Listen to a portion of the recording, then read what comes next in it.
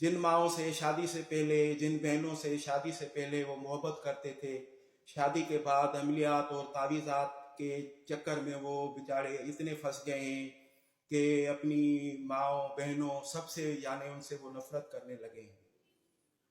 तो वो तो बेचारे यानी उनका तो कसूर नहीं है, अभी वो एक काले इल्म के चक्कर में आ जाते हैं, क्योंकि मैं भी इस मरहले से गुजरा हूँ। बीच में मैं भी एक यानी मेरे पास भी एक बंदा था, ऐसा आमिल बंदा था, एक औरत को लेके आया था। मैं आपको अपनी कहानी सुना रहा हूँ। तो उसने भी मेरे ऊपर ये अमल किया था।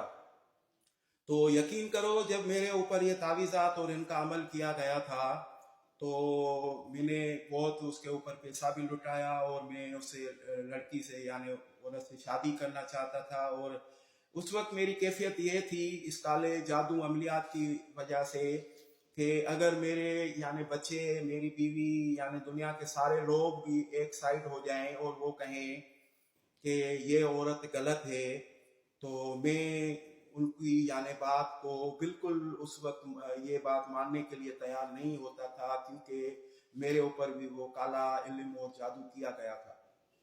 ठीक है। और वो अगर मुझे दिन में भी कहे कि देखो अभी चांद नजर आ रहा है, तो मैं कहता था तू सही कह रही है। और अगर रात में कहे कि देखो सूरज नजर आ रहा है, तो मैं कहता था कि सही है। यानी एक मिसाल मैं आपको दे रहा हूँ कि जब वो किसी के यानी अमल में गिरफ्तार हो जाता है, तो उसकी सारी बातें उसको सही लगती हैं, और जिनके खिलाफ वो अमल उसके ऊपर किया जाता है उनकी सारी अच्छी बातें भी उसको बुरी लगती हैं। तो उस वक्त इंसान बेचारा बेबस हो जाता है, ये काले इल्म के चक्कर में आ जाता है। लेकिन अल्लाह तबारक व ताला ने मेरे ऊपर करम किया, और अल्लाह ने मुझे इन चीज़ों से मेरी जान छुड़ाई। लेकिन यानी उस वक्त मैं इतना फंस गया था कि मैं अभी क्या कहूँ कि मैं कितना फंस गया था।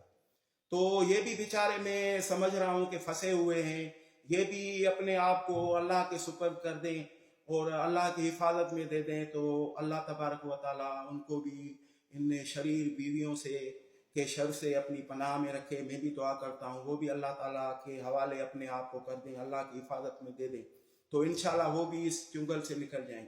और ये ना है नहीं कि खाली उन्होंने तावीज़ात मेरे ऊपर किए तो यानी मैं जो है सिर्फ उसकी यानी गिरफ्तार हो गया, वो तो हो गया था, अपने घर वालों से दूर हो गया था। लेकिन जब वो तावीज़ात होते हैं तो उसका साइड इफेक्ट होता है। वो साइड इफेक्ट मेरे ऊपर जब हुआ तो यानी उन दिनों में मैं बहुत बेचैन रहता था, बहुत परेशान रहता था, क्योंकि जब किसी के ऊपर ये काला जादू या अमलियात होते हैं तो उसके ऊपर जो है ना जहन पे भी बड़ा यानी बोझ पड़ता है।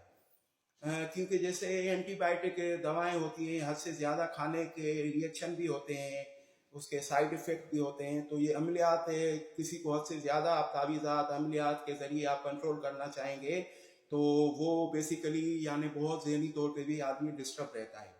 मैं इस चीज़ को समझता हूँ। तो अल्लाह तबारक व ताला हमें इन शरीर औरतों के शर से अपनी पनाह में रखे, और अल्लाह तबारक व ताला आपको भी इन शरीर औरतों से, इन शरीर बीवियों से अपनी पनाह में रखे। या तो अल्लाह ताला उनको हिदायत दे कि वो ऐसा काम ना करें, या अल्लाह तबारक व ताला इनको गर्क करें जो बेटों को अपनी माँओं से जुदा करती हैं और अपने शोहरों को अपने कंट्रोल में करती हैं।